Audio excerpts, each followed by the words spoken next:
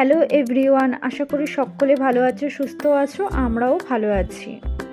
এই ভিডিওটা যেদিন করেছিলাম সেদিন ছিল 17 তারিখ বিশ্বকর্মা পুজো।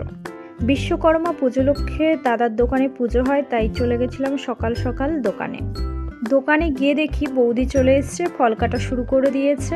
আমি একটু লেটে পৌঁছে গেছি। ব্রাহ্মণ এদিকে ঠাকুরকে সাজানো শুরু করে দিয়েছে, গোছ করা শুরু করে দিয়েছে, আমিও জোগাড় করতে শুরু করে দিয়েছি।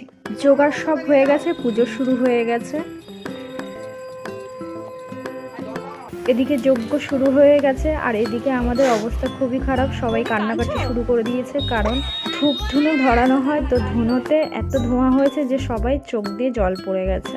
এদিকে আমাদের ব্রাহ্মণ ছিল, বাচ্চা ব্রাহ্মণ, মানে ছোট ভাই একটা ব্রাহ্মণ ছিল, খুবই ভালো পুজো করে, খুব ভালো লেগেছে আমার।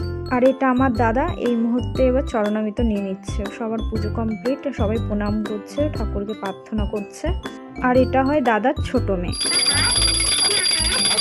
এদিকে আমার দাদা শাঁখ বাজাচ্ছে, দেখিয়ে দিল আমিও শাঁখ বাজাতে পারি।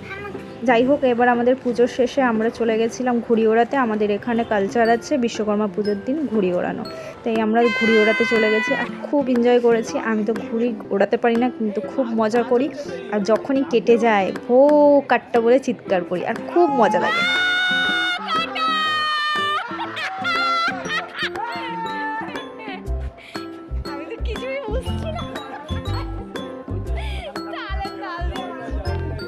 দেখুন আকাশটা কত সুন্দর, সন্ধ্যের আকাশ।